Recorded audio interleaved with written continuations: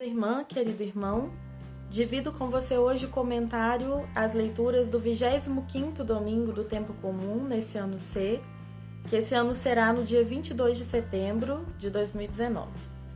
A liturgia deste dia gira em torno da oposição entre a imagem de Deus e do homem desonesto. Deus age segundo o que cantamos no Salmo 112. O Senhor está acima das nações, sua glória vai além dos altos céus, mas se inclina para olhar o céu e a terra.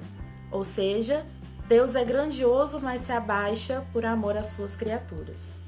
Os homens, no entanto, podem ser como aqueles sobre os quais está a ira do Senhor em Amós. Apenas esperam que passe o sábado para praticarem a injustiça. Ou ainda podem ser como o exemplo que Jesus nos dá no Evangelho. O administrador desonesto que altera as folhas de dívida do seu senhor para ganhar a simpatia das pessoas. A liturgia opõe os desonestos aos pobres e nós sabemos muito bem de que lado Deus está. Ele jamais estará do lado da injustiça e da desonestidade, que oprime e escraviza e faz com que o pobre seja ainda mais rebaixado. Do contrário, como diz o Salmo, ele levanta da poeira o indigente e do lixo ele retira o pobre para fazê-lo assentar-se com os nobres. Jesus no Evangelho é irônico quando diz: "Isso mesmo, usai o dinheiro injusto para fazer amigos, pois quando acabar, eles vos receberão nas moradas eternas." Ora, nós sabemos bem que os nossos amigos daqui não têm o poder de nos receber nas moradas eternas. Pelo contrário, nós seremos recebidos pelas nossas boas obras agradáveis ao Senhor. A caridade pelo pobre, a solidariedade com o órfão, a compaixão pela viúva. Cabe pensarmos quem é o pobre, o órfão e a viúva do nosso tempo. O anseio de Paulo na carta a Timóteo é que possamos rezar pelos nossos governantes a fim de que vivamos em paz e encontremos a verdade. As leituras de hoje interpelam diretamente o modo como lidamos com o poder, que figura aqui nas leituras como dinheiro. Não devemos pensar somente na administração do dinheiro, no entanto, mas em todos os bens e também no status que adquirimos em nossa vida, muitas vezes conquistados às custas das perdas, do sofrimento, da exclusão de outras pessoas. Quem se beneficia hoje com o mal dos outros é como o administrador injusto do Evangelho. Infiel em coisas pequenas, será também infiel em coisas grandes. Pequenas indiferenças do nosso dia a dia atestam a nossa incapacidade para vivermos o amor verdadeiro pedido por Jesus, que é muito maior e muito mais difícil. A lógica é a mesma lembrada por São João na sua primeira carta, que norteia o mês da Bíblia desse ano.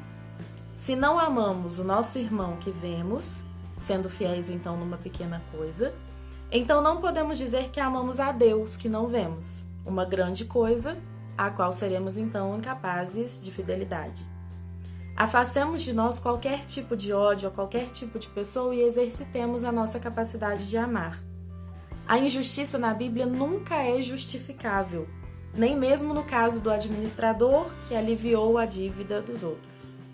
Se tomamos o versículo escolhido para esse mês da Bíblia, amamos porque Deus primeiro nos amou, encontramos aí a chave da fidelidade da qual Jesus nos fala. Não é apenas a honestidade nas coisas materiais, mas a coerência do discipulado.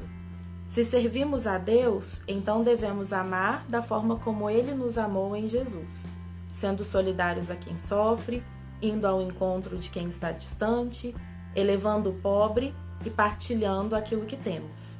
É esse o discipulado que Jesus nos deixou. O contexto brasileiro tem sido marcado por fortes discordâncias políticas, que fazem com que o discurso eclesial seja, por vezes, mal compreendido.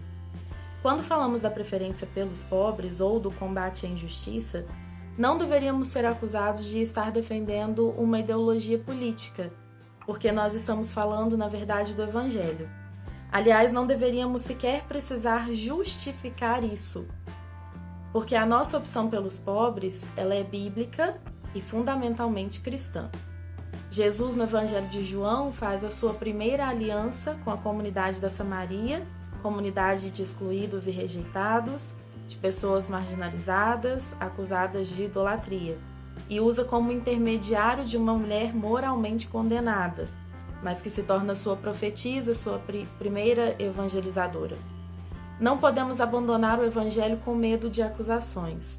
Ao contrário, devemos levantar a nossa voz como Amós fez um dia e como Jesus quis que fizéssemos para defender o órfão, a viúva e o pobre do nosso tempo. Por fim, seguimos a orientação de São Paulo. Antes de tudo, recomendo que se façam preces e orações, súplicas e ações de graças por todos os homens, pelos que governam e por todos que ocupam altos cargos, a fim de que possamos levar uma vida tranquila e serena, com toda piedade e dignidade. Rezemos, irmãos e irmãs, porque Jesus se entregou por nós para que fôssemos salvos, mas viveu entre nós para mostrarmos como é possível experimentar o céu já aqui, em nossos gestos de amor e fraternidade, tolerância e fraternidade, respeito, inclusão, partilha. Não vamos nunca desanimar em buscar o ideal do reino de Deus, que não escolhe os mais ricos e poderosos, mas que pertence, em primeiro lugar, àqueles que o nosso mundo tem rejeitado.